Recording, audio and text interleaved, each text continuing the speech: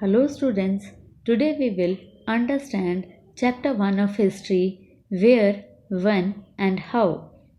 We divide history into three periods, namely ancient, medieval and modern. We divide history into periods so that it become more convenient for highlighting political, social and economic changes during particular time.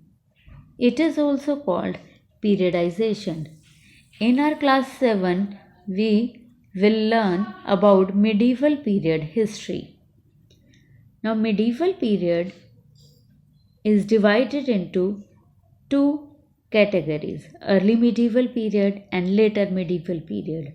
Early medieval period starts from 700 to 1200 AD and later medieval period starts from 1200 to 1700 AD.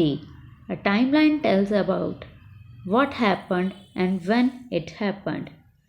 Medieval India refers to 8th to 18th century CE, which is Common Era, in the Indian subcontinent.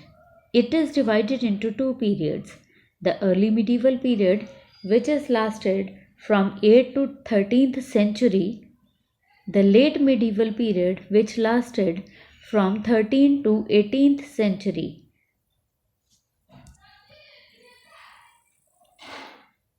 Now, changes in political and administrative system started in two ways. First, the salaries to the army and administrative officers were paid through land grants, which means land was given to some important persons who were dear to king and they collected revenue or taxes from that piece of land. Second, the subordinate chiefs means the samantas or feudatories under the king played an important role in the victory of the king in a war. They also paid tributes or taxes to the king to show their loyalty to him. Sometimes these chiefs rebelled against the king to establish their independent rule. This situation once again underwent significant change when the European trading companies became engaged in commercial and trading rivalry with each other. Towards the end of 15th century, Europeans began direct trade with Indian seaports. Portuguese came first, followed by the English, the Dutch, and the French. By the mid 18th century, the British beat the French to be the dominant political force in India. This marked the beginning of modern age. India during the medieval period.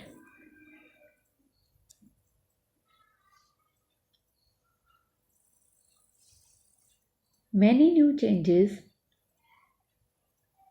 were introduced in the subcontinent by the people who came from outside, like spinning wheel for weaving, Persian wheel for irrigation, firearms for combat, and new food items and beverages like tea, coffee, potato, corn, chilies, etc.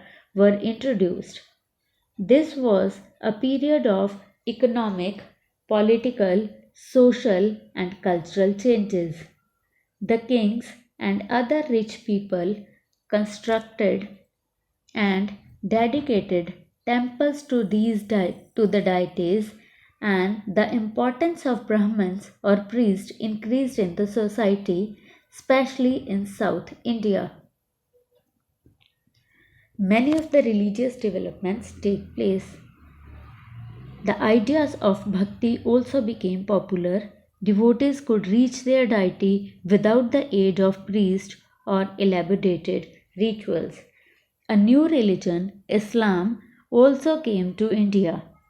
It accepted the sovereignty of one God, that is Allah. The Islam was interpreted in two ways. by Shia and Sunni Muslims. Muslims regarded Quran as their holy book. The Muslim rules brought many changes in the Indian society. These new situations gradually gave rise to Bhakti movement and Sufism in the Hindu and Muslim societies. Both these movements try to establish the devotion to Almighty on the basis of religion. In Bhakti movement, towards the end of ancient period around the 7th century AD, several Hindu religious thinkers of South India started challenging the Brahman domination. They stressed on bhakti, means the personal devotion to the god, without the help of a middleman, which was known as a Brahman or the priest. This is called the bhakti movement, means they stressed that devotion can be done by a person himself. There is no need for the third person who will tell that how to praise the God or how to worship the God. One can himself worship the God in whatever way he wants to. In North India, it began only around 13th century AD. Bhakti movement attracted people, all sections of society. Sufism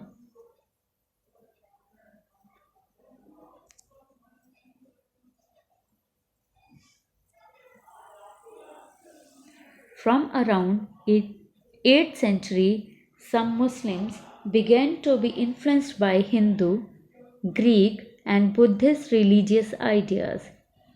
This gave rise to a faith called Sufism. Sufi philosophy is basically Islamic. Beside devotion to one god, it preached brotherhood among men. After the Turkish invasions, many Sufi saints came to India to spread their faith. The medieval period in India can be studied under the three main heads. First is the rise of new social and political groups, means beginning in the 8th century. The Delhi Sultanate was the period from 12th to early 16th century, and the Mughal rule was the period beginning from 16th to early 18th century. The geographical framework of Hindustan. Our country was known by a number of names in the long duration of her historical past. The historians of medieval period who have given first-hand account of the Indian society, means who wrote for the first time about India, generally referred India as Hindustan. They gave the term India as Hindustan, who started writing about the Indian past first.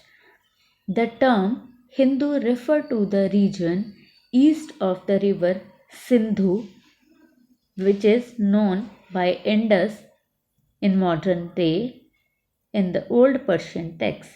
Thus, Hindu did not refer to the religious identity of a person in those days as it does in modern times.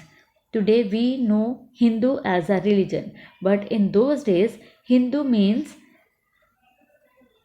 people who live east to the river Indus. They were known as Hindus.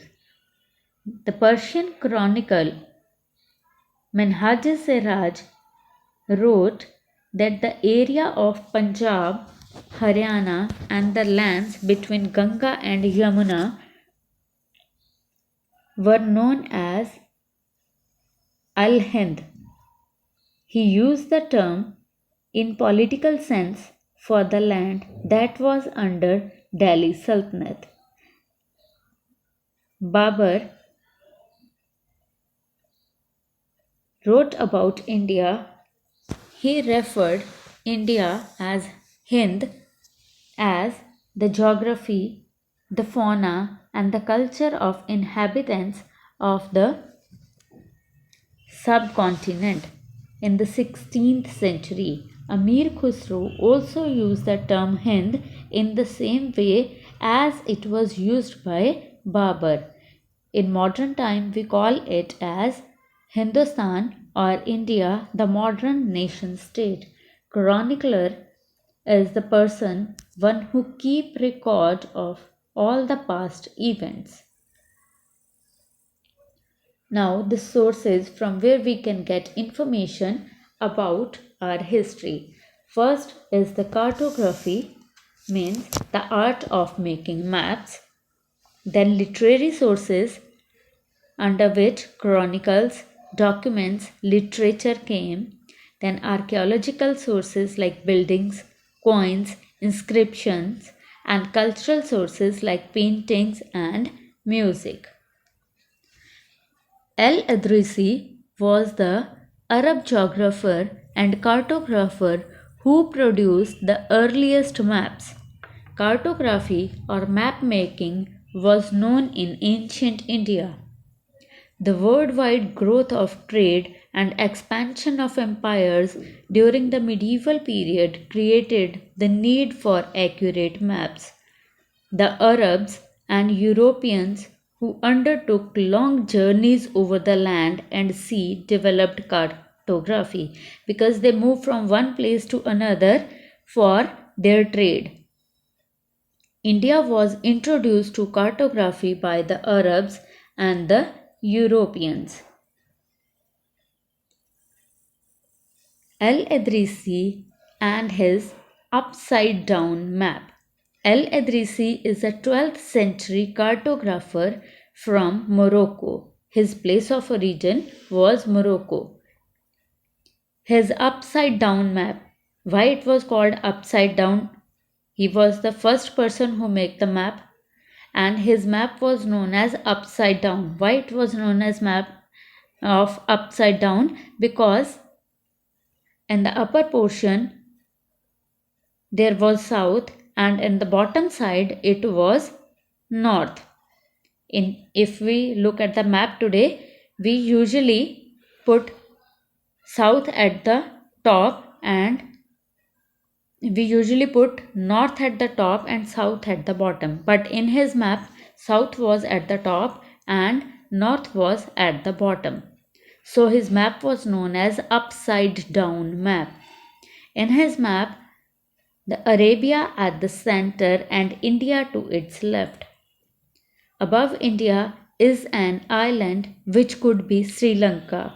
Below Arabia is Turkey and further down Europe. But by the end of the medieval period, cartography became more accurate. Map. Now you can see the map made by Al-Idrisi. This was Arab geographer Al-Idrisi who made a map in 1154 CE.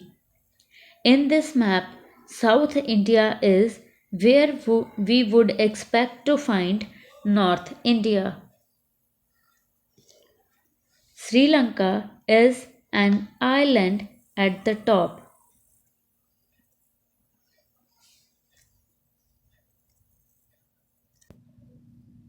Chronicles and Travelleagues. A chronicle is a written record of events in the order they happened. A travelleagues were also written like a chronicle. Al-Biruni wrote Tarikh-e-Hind, Ziauddin Barni wrote Tarikh-e-Feroz Shahi, Akbarnama, Shah Jahanama are also some examples, and Minhaj's Chronicle with the same name as Tarikh-e-Feroz Shahi were the good examples of reliable chronicles for the study of medieval Indian history. The authors of Mughal chronicles focused on the events centered on the ruler, his family, his court, and nobles, war and administrative arrangements. For example, the Akbarnama and Shah Jahannama. Among European travelers who wrote about valuable account of the regions of medieval Indian ruler, mention can be made of Marco Polo, who came India from Italy, Bernier, who came from France, and William Hawkins and Sir Thomas Roe, who came from England. Apart from these, El Bruni, a famous Central Asian scholar, came to India and mastered Sanskrit and translated some Sanskrit text into Arabic. He also wrote a book called Kitab al-Hind on India. Ibn Battuta was another scholar who came to India from Tangier, North Africa in 14th century. His work Rehla describe his travel in India. Their writings give us valuable geographical information on medieval India. Next, we will learn about the documents and literatures. A firman was a royal order. It provided useful information to historians.